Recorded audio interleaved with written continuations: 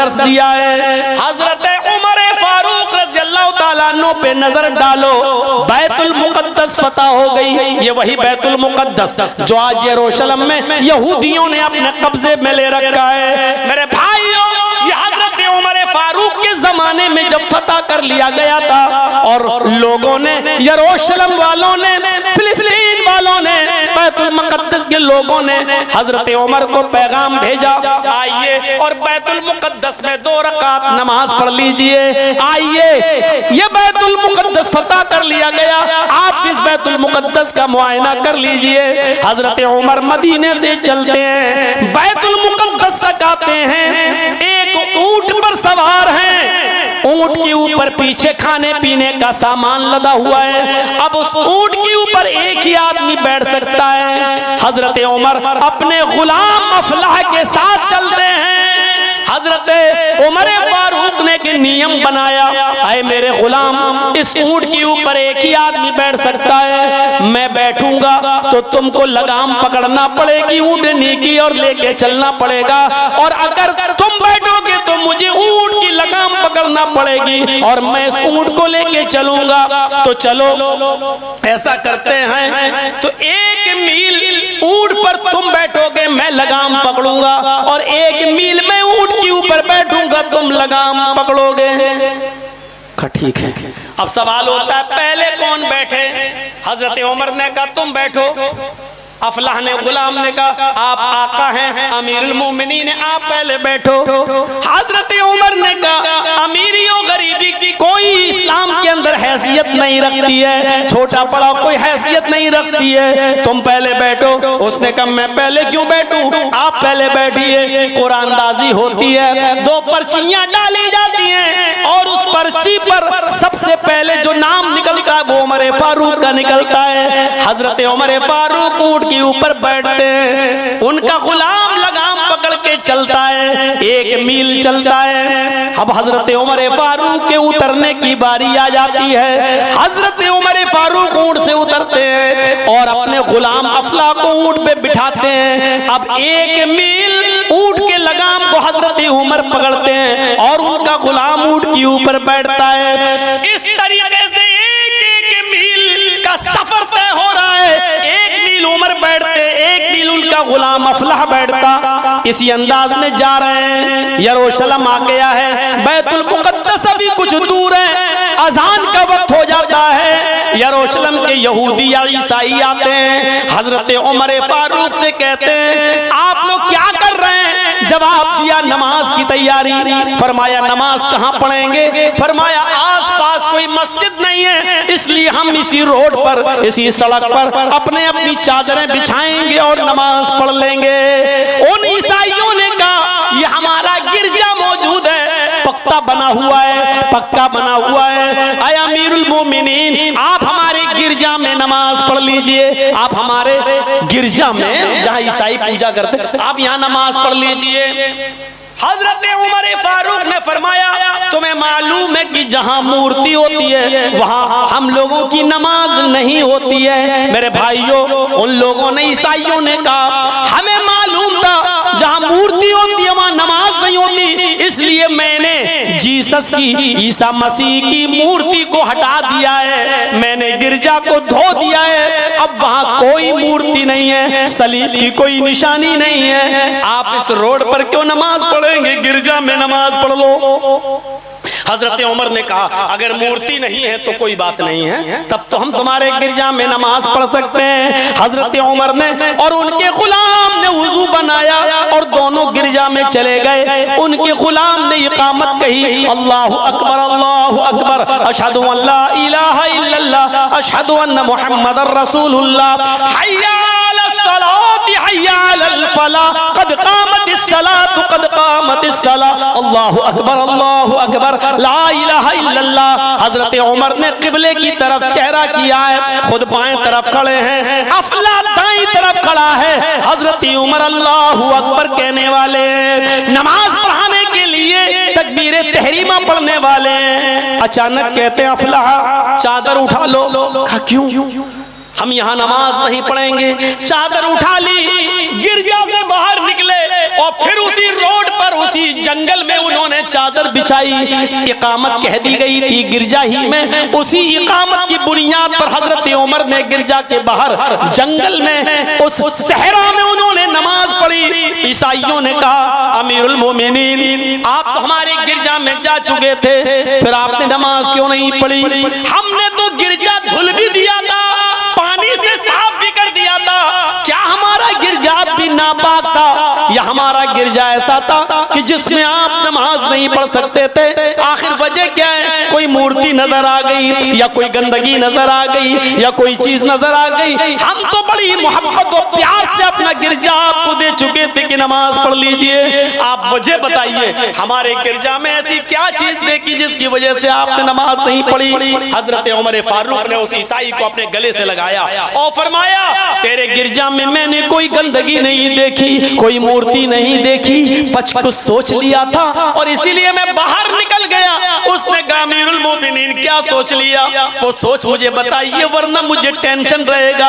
आपने क्या सोचा? फरमाया ईसाई पादरी मैंने ये सोचा उस गिरजा में नमाज पढ़ने से पहले, आए उमर अगर आज तूने इस गिरजा में नमाज पढ़ ली, इस गिरजा में अगर नमाज पढ़ ली तो बाद में आने वाले नस्ल, बाद में आने वाले मुसलमान कहीं इस गिरजा को मस्जिद न समझने लगे और ये न कहने लगे इस गिरजा में तो उमर ने कभी नमाज पढ़ी थी, ये पहले मस्जिद थी, इसलिए बाद में आने वाले लोग कहीं तुम्हारे गिरजा को मस्जिद समझकर तोड़ न दें और उसको कब्जा न कर लें और उसको हथिया न लें। मैंने ये सोचकर गिरजा से निकल गया ताकि बाद में आने वाली नस्ल ये समझे कि उमर फारूक ने इस गिरजा के अंदर नमाज नहीं पढ़ी, क्योंकि ईसाइयों का था और उन्हीं का है और उन्हीं का रहेगा, और हमने बाहर नमाज पढ़ी ताकि बाद में आने वाली नस्ल तुम्हारे गिरजा पर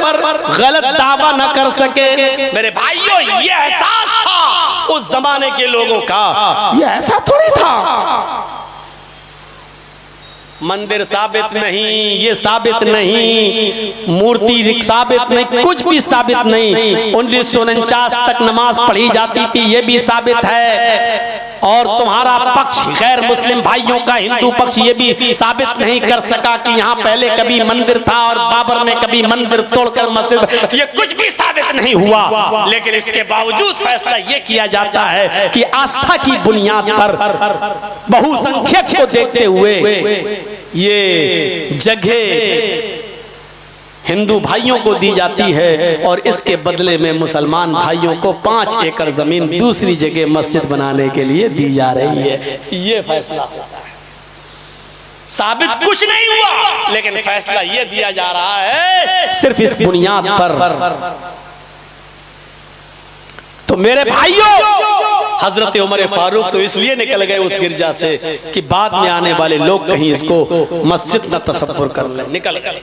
और मेरे भाइयों उसके बाद फिर वहां से बैठे और फिर चल दिए 1 मील इधर, 1 मील अफला, 1 मील उमर, 1 मील अफला, 1 मील उमर, 1 मील अफला, बराबर बैठते गए, बराबर जाते गए। बैतुल मुकद्दस दिखने लगा, 1 मील की दूरी रह गई।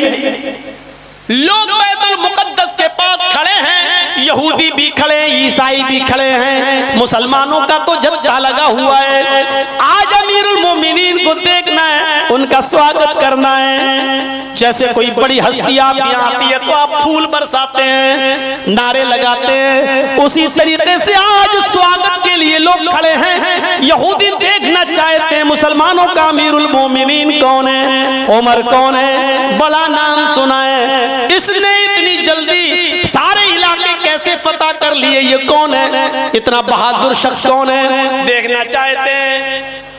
हजरत उमर फारूक ने कहा अफला ऊंट रोको, 1 मील की दूरी रह गई है और बारी मेरी आ गई है। मंजर देखिए, 1 मील की दूरी रह गई है और बारी मेरी आ गई है। इससे पूछो तो हम क्या बोले हैं, जरा सुनो तो। अफलाह कहता अमीरुल मोमिनीन बैठे रहिए चुपचाप, अगर आपने ऊँटनी की लगाम पकड़ ली तो इज्जत का कचरा निकल जाएगा, इज्जत का जनाजा निकल जाएगा, क्योंकि सब लोग खड़े हैं। कोई बात नहीं, 1 मील और रह गया है, हम लेके चलते हैं, आप तो अमीरुल मोमिनीन हैं। हजरत उमर फारूक ने कहा, आए अफलाह, ऊंट रोको। अगर आज तुमने ऊंट पर सवारी नहीं की और मुझे ऊंट की लगाम नहीं पकड़ाई तो इस्लाम का कचरा निकल जाएगा, अदल का कचरा निकल जाएगा, इंसाफ का खून हो जाएगा, इंसाफ का मर्डर हो जाएगा। ऊंट रोको। और हजरत उमर ऊंट से कूद गए और अपने गुलाम से कहा, चलो तुम्हारी बारी आ गई, ऊंट पर बैठो। अपने गुलाम अफलाह को ऊंट पर बिठाया और ऊंट लेके चलने लगे।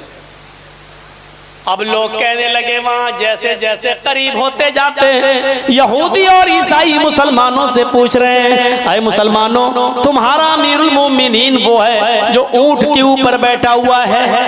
क्या तुम्हारा अमीरुल मोमिनीन वो है जो ऊंटनी पर सवार है, जो ऊंट पर बैठकर आ रहा है?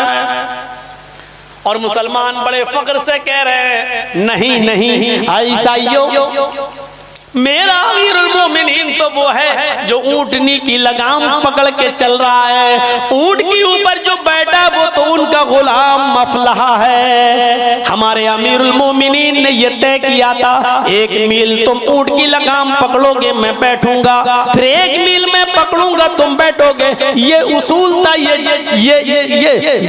उसूल था, यही सिलसिला चल रहा था कि यहाँ आते आते हजरत उमर फारूक के ऊंटनी की लगाम पकड़ने की नौबत आ गई। उनके गुलाम ने कहा कि नहीं, हम ही को पकड़ने दो, लेकिन अमीरुल मोमिनीन को गवारा नहीं हुआ। हजरत उमर फारूक ने ऊंट की लगाम को पकड़े रखा और लेके आ रहे हैं। ये तो अमीरुल मोमिनीन है जो लगाम पकड़ रहे, पैदल चल रहे हैं, हमारे अमीरुल मोमिनीन है, और जो ऊपर बैठा है वो गुलाम है। यहूदियों ने और ईसाइयों ने जब ये देखा अमीरुल मोमिनीन को बेइज्जती का और कोई खतरा नहीं है, कोई खौफ नहीं है, ये इस्लाम के कानून पर इतना सख्त अमल करने वाले हैं कि इनको इस बात की चिंता ही नहीं है कि लोग क्या कहेंगे।